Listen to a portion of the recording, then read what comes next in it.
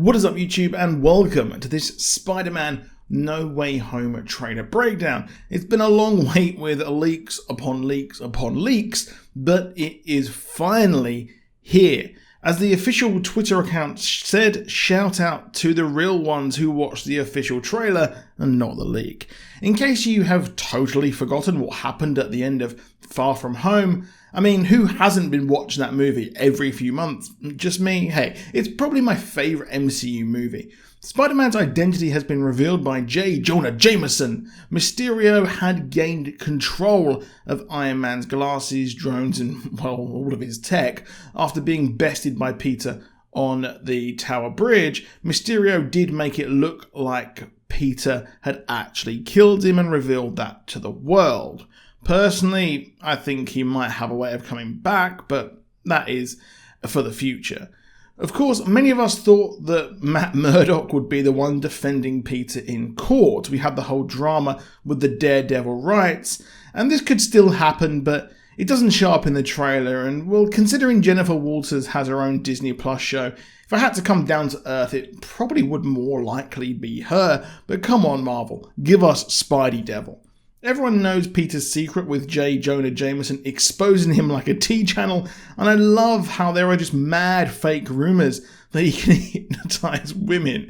It's great to have J.K. Simmons back, and I really think that the Spider-Man franchise did actually need someone like him, and he really does add to this, of course. Now, Spidey has gone to the only man who can help him, the Sorcerer Supreme, Doctor Strange.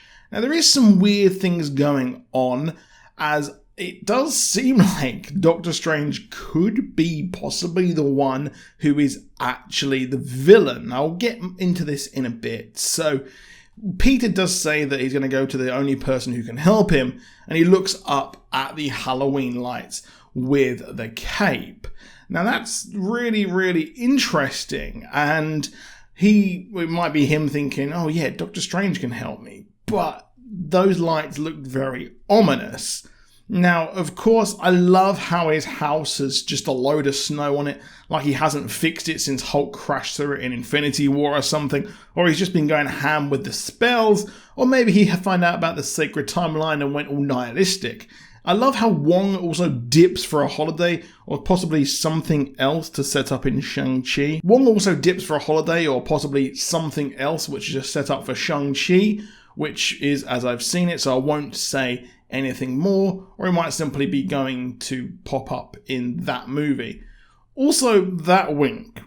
Who else did a famous wink in the MCU? Well, Agatha Harkness, of course. Hey, she had her witchy business in her basement, and the spell also takes place underground.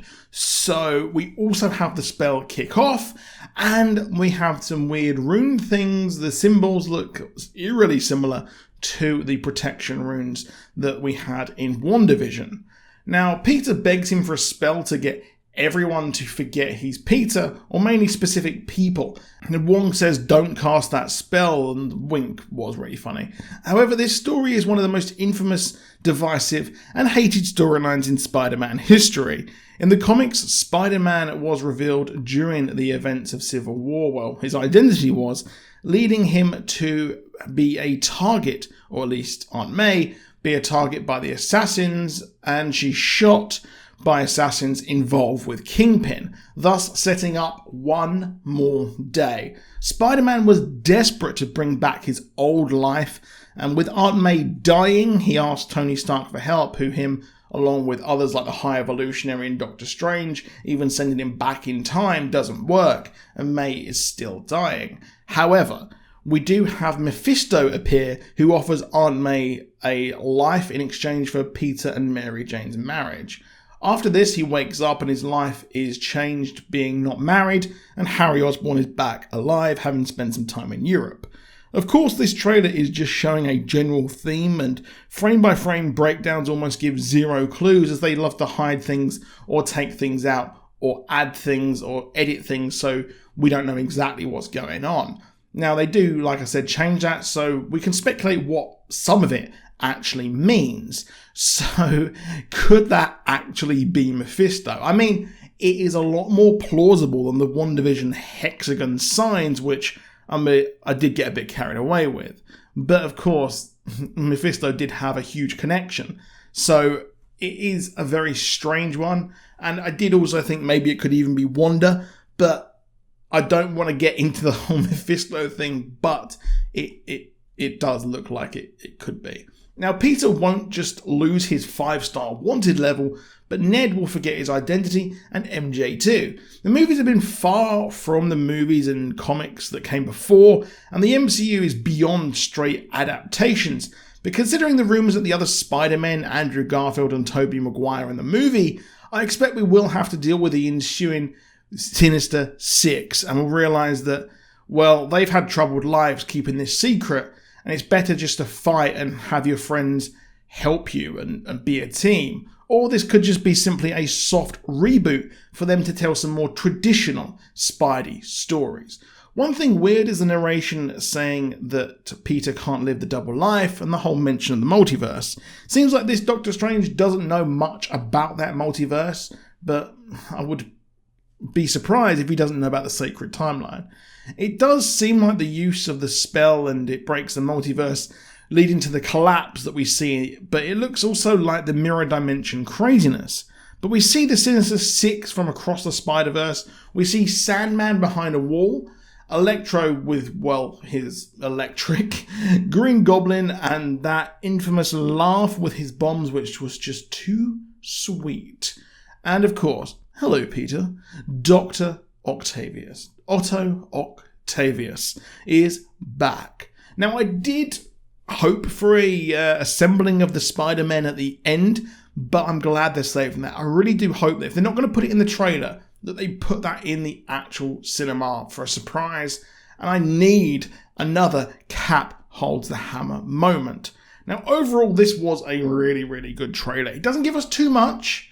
It gives us a little peek. A bit of ankle under the skirt there, a little tease, a Victorian tease if you will, and boy howdy, does this look freaking sweet.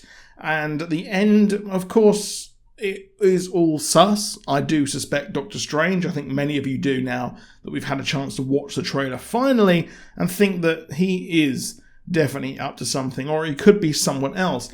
Is it Mephisto? Is it Wanda? Or is it Agatha Harkness? Let me know what you think down in the comments on this trailer. Please do drop a like if you enjoyed the video.